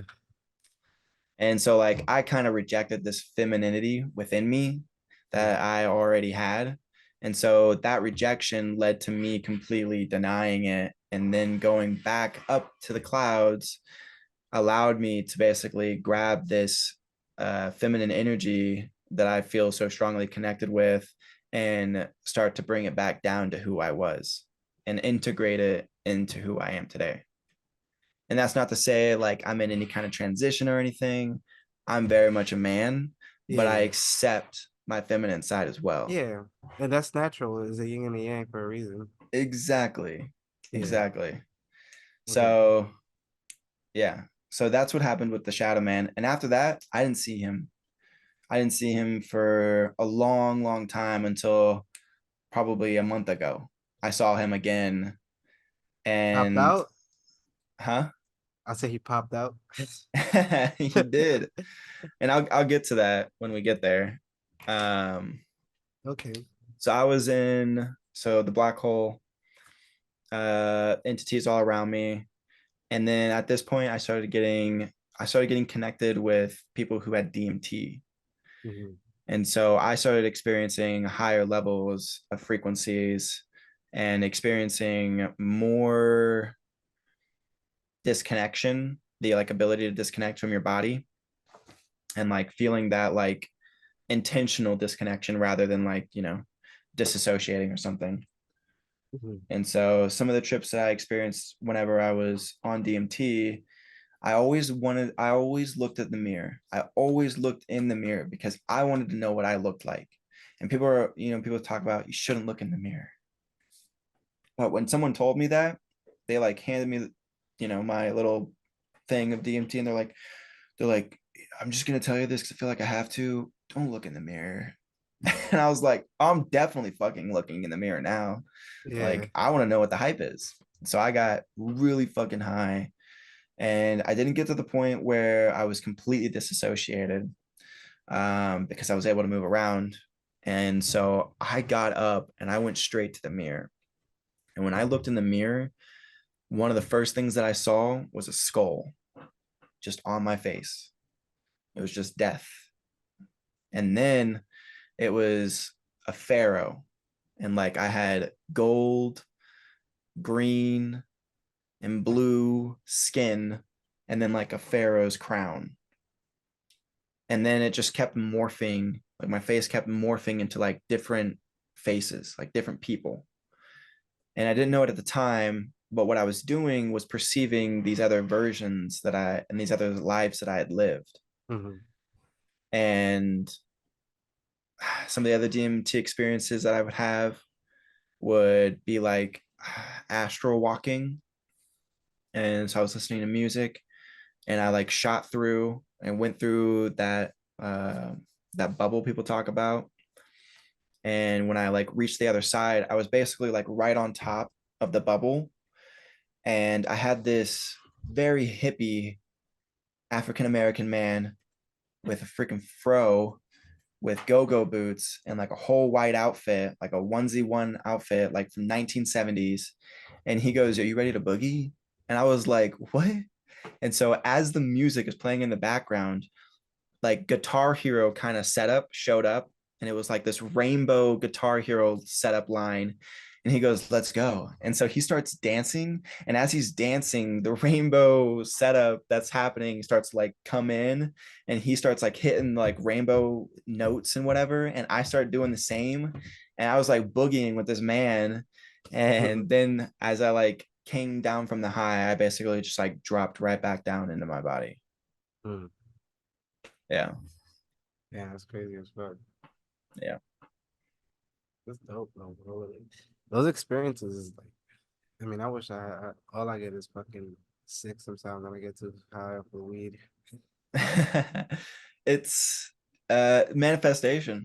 Like Yeah. like I one of the things that I always told myself whenever I was growing up, and this is partly why I've had the experiences that I've had, is because I've asked for them.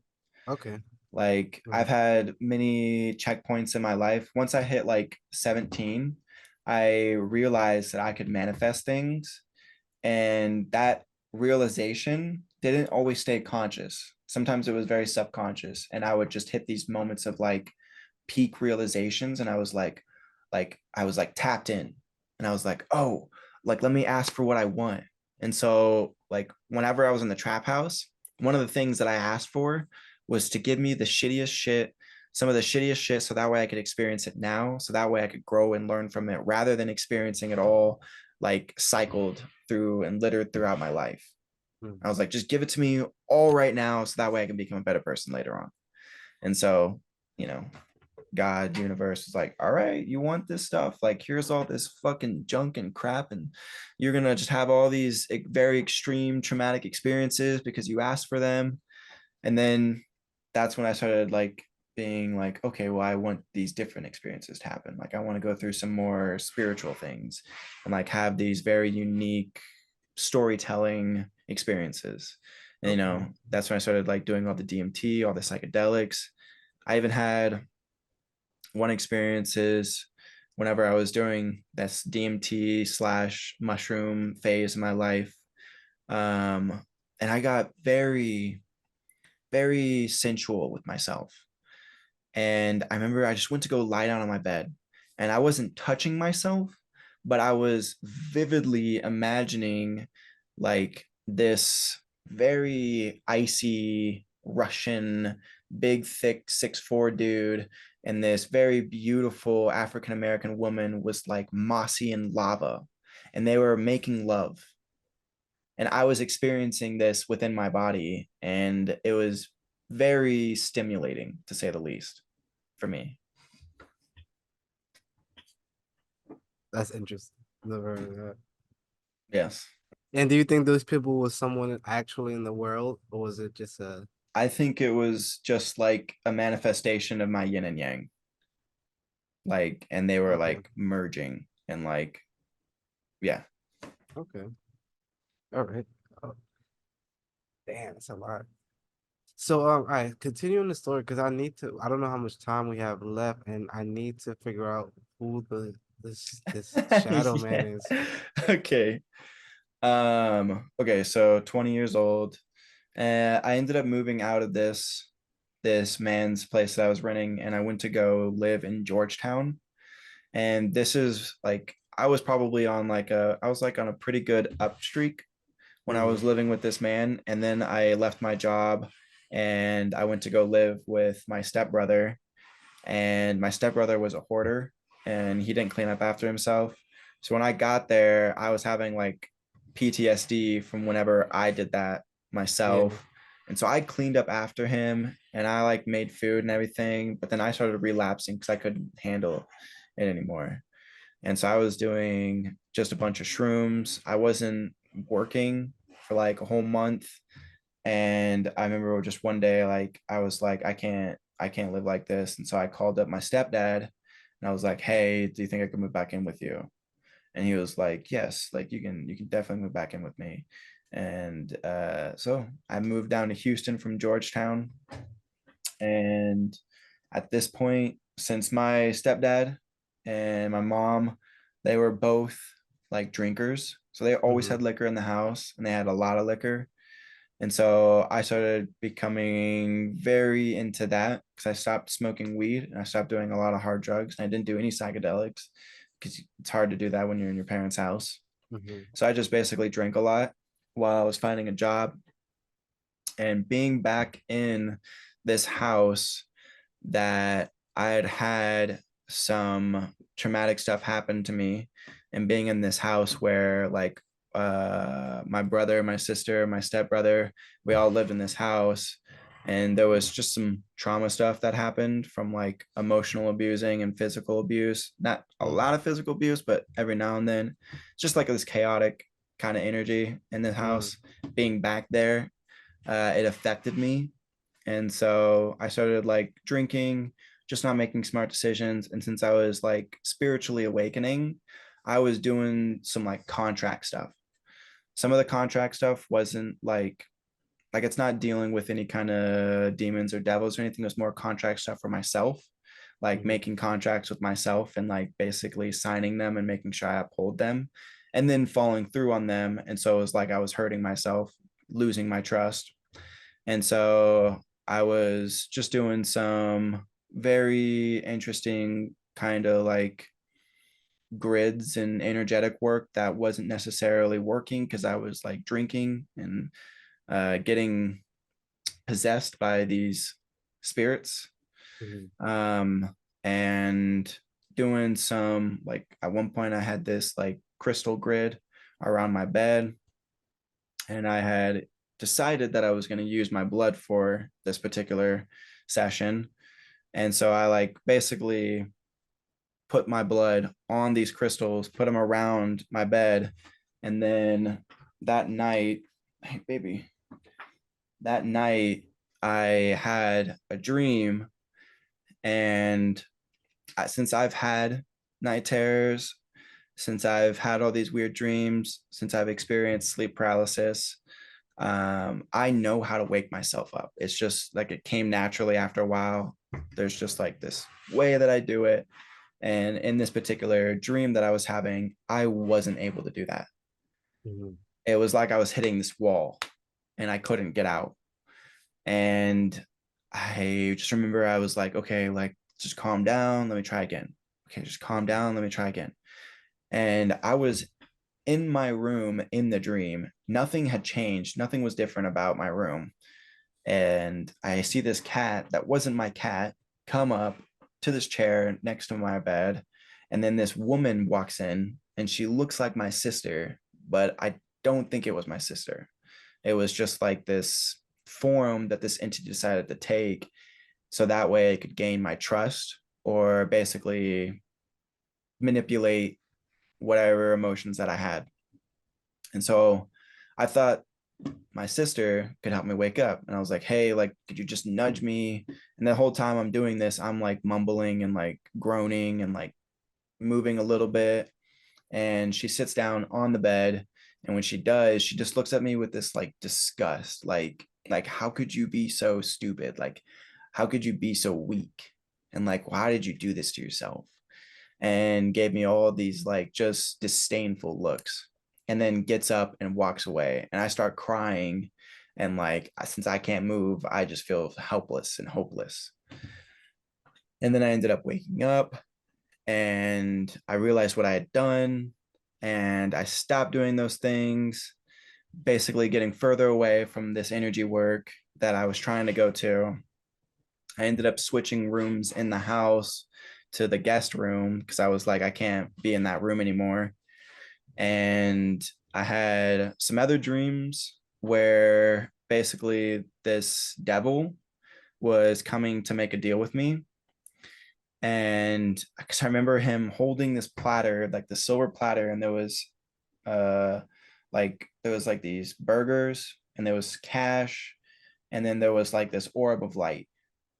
And he just like comes up to me in the same setting in my bed, like nothing had changed about the room.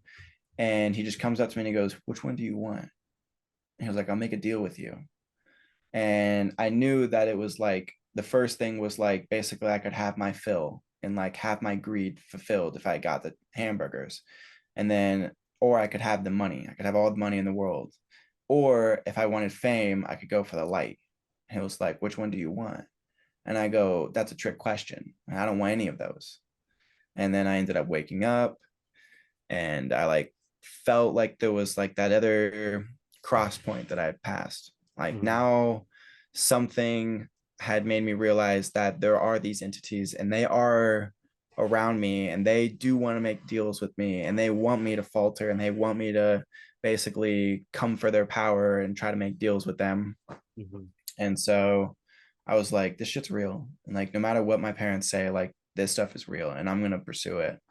Mhm. And so eventually I was able to move out of my parents' house. I was able to go live with my sister, and my sister's younger than me. So me and her, we got an apartment. And then she brought in her boyfriend And then that turned into like their relationship turned into a physical and emotional abusing relationship. And it wasn't just the boyfriend that was like the boyfriend wasn't even hitting my sister. It was my sister who was hitting him. And so I was like, I can't get involved. Mm-hmm. Like she shouldn't be doing that in the first place. Like this is fucked up. Like you guys need to get your shit together or get out. And then they try to leave halfway through the lease and they're like, hey, we can't pay for this month. And I was like, no, you're going to pay for this month because you've been here for basically the whole month. And then you can leave. Like, I'll let you leave after that, but you have to pay this month's rent. Whole scramble went on. I ended up having to hold their stuff in the house, like rancid basically, until I got my money. And so there was this whole ordeal with my sister started blaming all the things that they were experiencing, all the abuse that they were doing to each other on me, saying that I was doing all this witchy stuff and like basically possessing them. And so I was very hurt by that. I was like, come on.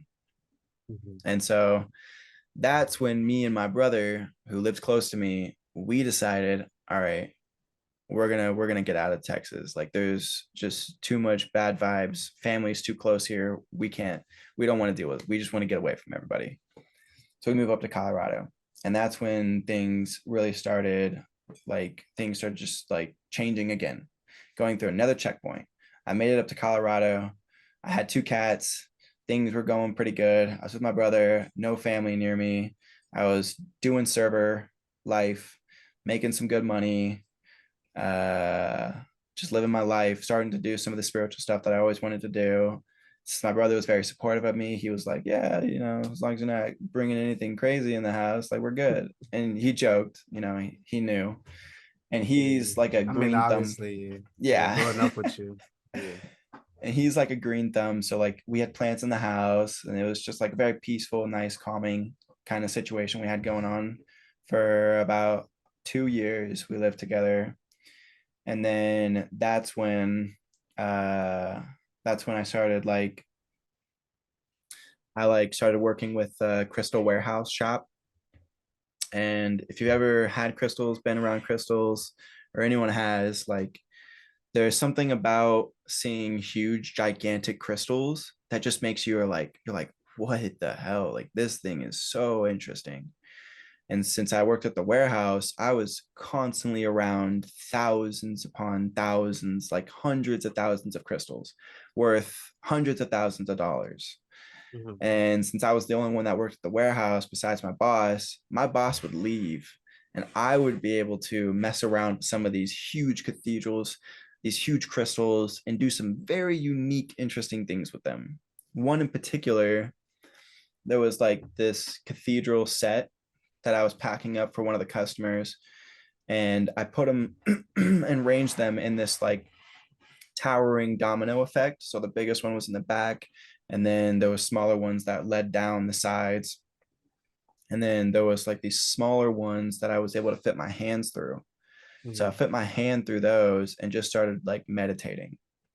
And when I did, I felt like my body dropped through the ground and I was able to commune with Mother Earth. And she goes, what do you want to do? Like, what kind of stuff you want to experience here? And I was like, I don't know. I've heard about this thing called the Akashic Records, and that'd be cool to experience. And she goes, okay. She was like, well, if you want to experience Akashic Records in total, you're gonna have to figure out your own first. And I was like, oh, okay. And then she was like, here's just a little start to like how to do that. And so she like gave me this little like basically like a seed, essentially. And it was just this small event. I didn't see anything, feel anything. I only had the vision of dropping down, meeting Mother Earth, communing with her, and then coming back up. And then from there, I Mm-hmm. started doing more meditations, more like clearing of myself, just cleansing myself, doing a bunch of like bath rituals, basically clearing out all the traumatic stuff that I had been through. And then that's when I had the master Reiki experience. Okay. And from then, my experiences escalated. I was able to have opportunities traveling the whole US doing this crystal warehouse shop place. experiencing different states, the different energies in them, and then had a trip.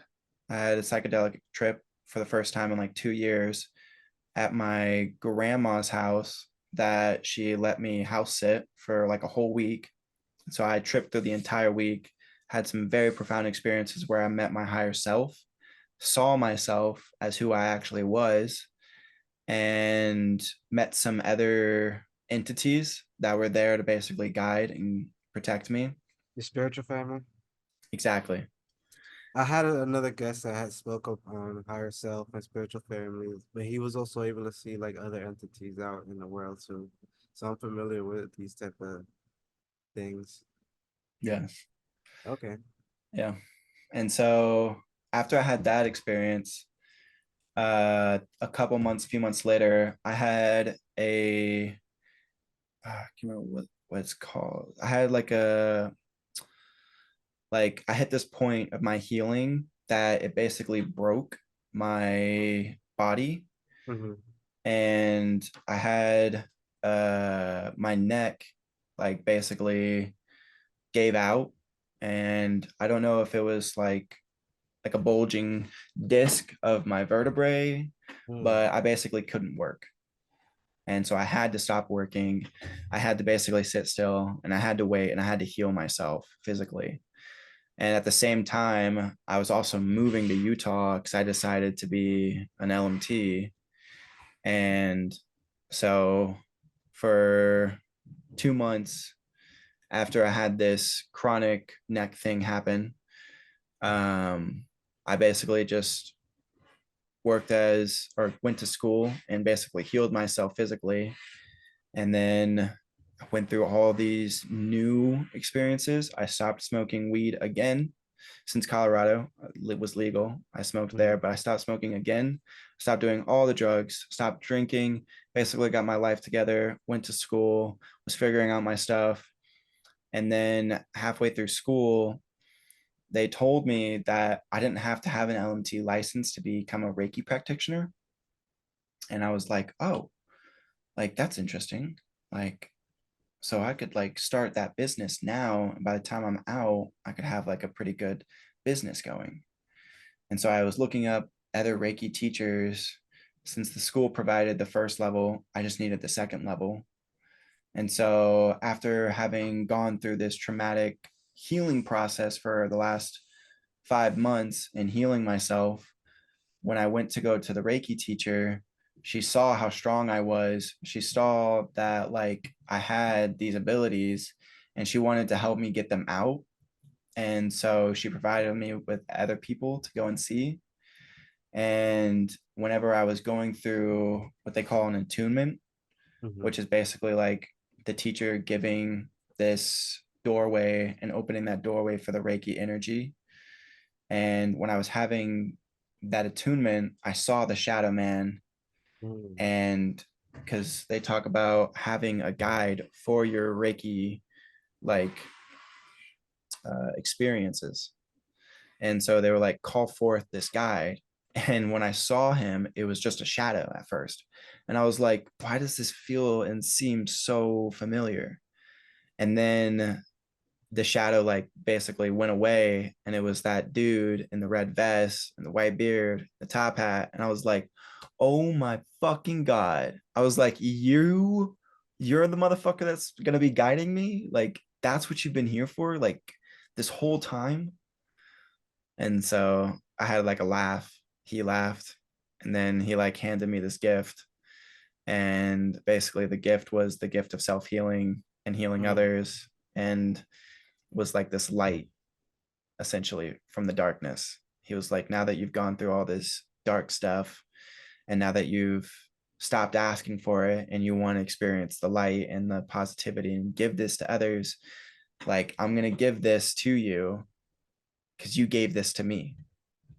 He was like, Mm. you gave me your power a long time ago, and you weren't like, you gave it to me, but it wasn't necessarily something that I was supposed to hold on to. And I didn't want to take it, but you gave it to me. So now I'm giving it back to you. It was How did always he give it yours. to him? Well, I was young. It's like my first experience with him was when I was 12. Somewhere Uh, down the line. exactly. I Okay. had I had given away that power thinking, because in my brain I was like, this is something bad. Like the shadow man is something bad. And so I gave that power that I'm not good enough or strong enough to see past this veil and believe that it's not something bad. And it ended Mm, up being something that was very positive. But since I believed it was bad or negative, it it shadowed him essentially. mm, It veiled mm. him of what his true presence was. And then I unveiled him in that dream, but I never really saw the truth until I had that session with the attunement. Interesting. So he's what? Is he part of the spiritual family or who is Yep. he? He's okay. Yep. Is he higher self? He's past self. So Okay. he's a different version of who I am. So I had given my power away to this other version of me, and now I basically like I have it back. And since Okay. that attunement, things have just been very high vibrational, to say the least. Okay. All right. Damn. So that's pretty. So what was his last visit? I would like. Oh, was that the last visit? Yeah, He's. that was the last visit. Oh, so you just recently figured all this out? Damn, that's crazy. Yeah, that was a month ago. Wow, that's dope, bro. So as far as entities go, any specific entities that you could like describe for us that people may have not heard of or seen? The main one is the shadow. The Shadow Man, that Like, was your main one. because whenever I did my research on the shadow man, people always talk about it, but it's just a veil. It's a veil that these entities wear because of the beliefs that you have around it, Mhm. because you are shadowing what is actually there, because your beliefs won't allow you to see the truth. So ask yourself, what is making them shadowed? And why are my beliefs shadowing them? And what is the truth behind them? And at first, you might get some unsettling answers, but it's gonna be okay because it's gonna lead you to the truth. And if you want to figure out that truth, just keep pushing forward. Believe that you have the power to see it. Yeah, that's a lot, bro. Because you got me thinking about my shadow people that I've seen across my lifetime. And it is the shadow people I used to see when I was younger. It was also like associated with like what's it called? Sleep app, not sleep apnea. What's the one when you get Sleep paralyzed? paralysis. Sleep paralysis. But it Yep. was I used to, it was kind of like I used to call like I did it on demand at first because it was like I used to think of like I don't know how this thought of a place because this is when I used to live in the Caribbean, right? But it looked like a complex. Let's say it's like a mall strip, but like in the Caribbean version. But it didn't look like any of the ones that I've ever seen. But in there, I used to go to like this magic shop, and anytime I would think of that, I would just get like sleep paralysis. So, you know, it was weird though. Sleep paralysis is a natural thing. Hmm. Like you go through sleep paralysis before you go to actual sleep. Sleep paralysis is what stops you from acting out your dreams physically. So it's a natural process. If anything, what I'd say, like that magic shop is Oh, it's sorry, I forgot almost to add that I used to see the shadow people also during this. So it was kind of like because a combination waking of up everything. during sleep paralysis or waking up during that process is just your brain waking up before the process of letting go of sleep paralysis happens. So Mm. your mind just wakes up before your body gets the chance to. It used So to it could be happen like on a it used to happen on the start of the sleep. So like yeah, as I'm going to sleep. yeah. Yeah, okay. Well, that's also completely not like, Hmm. Okay. when people talk about having lucid dreams, Hmm. one of the main things of doing lucid dreaming is to make sure you have sleep paralysis before you actually fall asleep. It's to keep your mind Okay. awake and let your body fall asleep. So that way you consciously fall into sleep. So when you wake up in your dream, you can consciously move around and have that lucid dream. Damn, that sounds scary as fuck. It's just a part of like letting go of control. Not an easy thing, but that's just Damn, wow. the processing behind it. That hit hard because it's like any time that I've had these situations, it was always that like I had the fear of no, I don't want this to happen. I want to stop it. Yeah. Mm, And you can help it like if anyone's experiencing that, you can help yourself by like setting up things like if you believe in crystal grids, or even if you believe in like prayers in your speech, which your mm-hmm. speech is a powerful thing, just pray before you go to bed, like to be protected. Like Nice. give yourself that trust and that faith, and then let it happen naturally.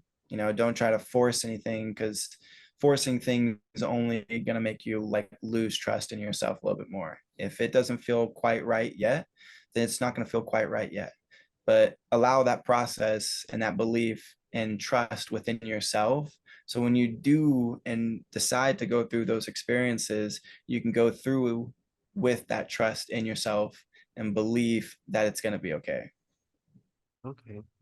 And with that being said, as we've been going through this conversation, have you picked up on any energy from me? Energy from you? Yeah, could we do a energy reading, or does that take some time? You have to like pull out the rocks. No. Okay. Yeah, we can definitely do that, my man. All Okay. right. So, first thing I want you to do is just close your eyes, take in some really deep breaths, like belly and chest.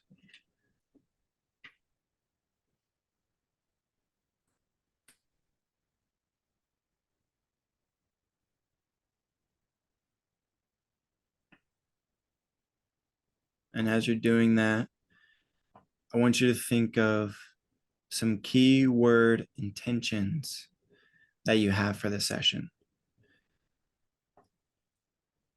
And whenever you have your key words on your exhale, just go ahead and say those out loud.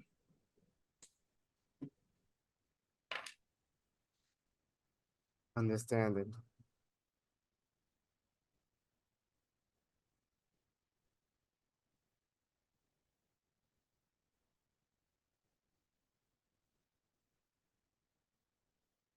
Okay.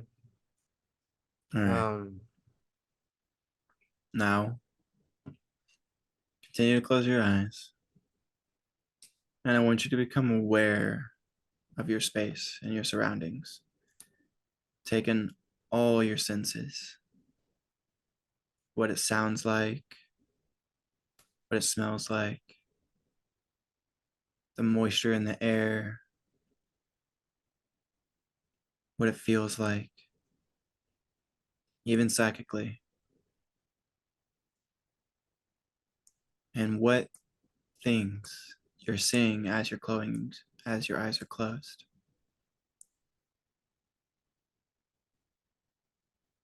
Take in some big breaths, and as you do, I want you to imagine the light, whatever color light comes to you, if any color at all. This is your decision. This is your creation. I'm simply assisting in the process. As you breathe in this light, I want you to exhale any stagnation, any static, any darkness.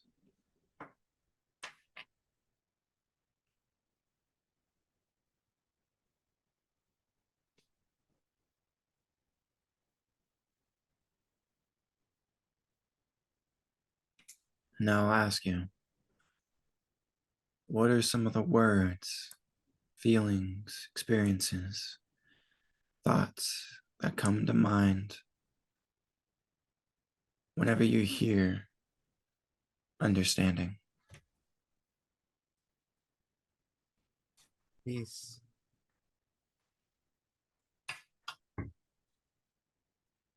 All right.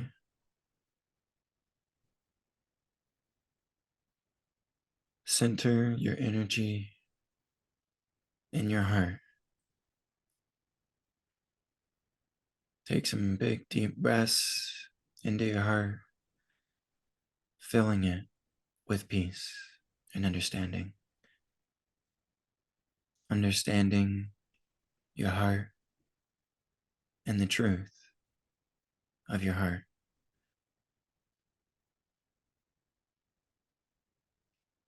And I want you to imagine a cord that's coming from your brain down your spine and connecting to your heart. And as you feel this connection, I want you to bring your heart and the beat of your heart. Focus on that beat and bring it to your solar plexus, to that point just below your ribs. And take some deep breaths.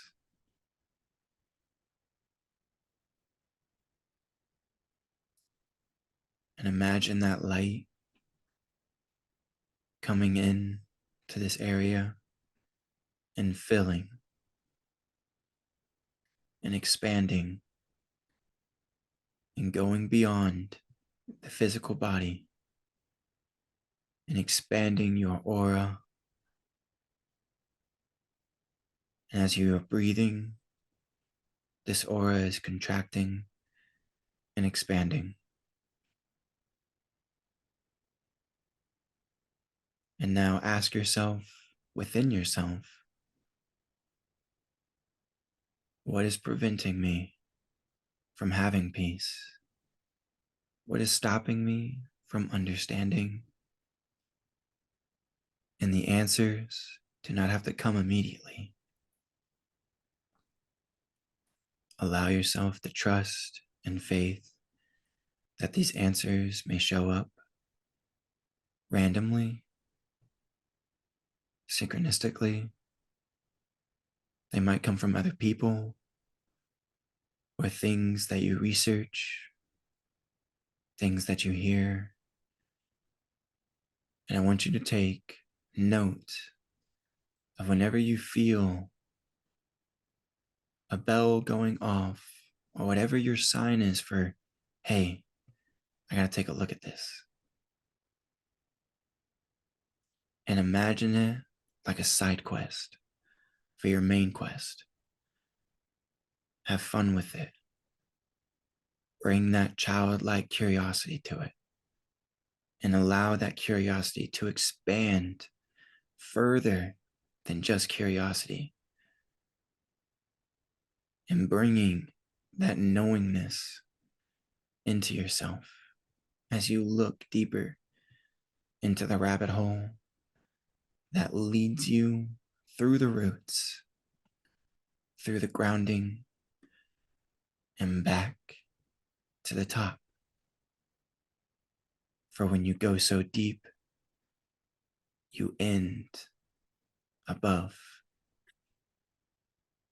For as above, so below. Now I want you to take that particular energy, that aura, condense it into yourself. Feel that energy as if it was seeping into your blood, if it was seeping into your bones that creates your blood. So for the next few days, the blood that is created within you has this frequency of peace and understanding. I want you to take a couple big, deep breaths as you allow yourself come back to yourself, understanding that your beliefs manifest your reality, and your reality reflects your beliefs.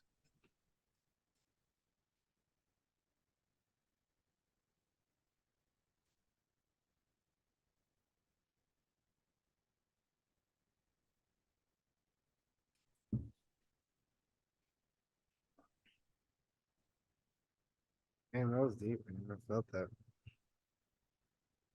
How do you feel? What did you experience? Mm,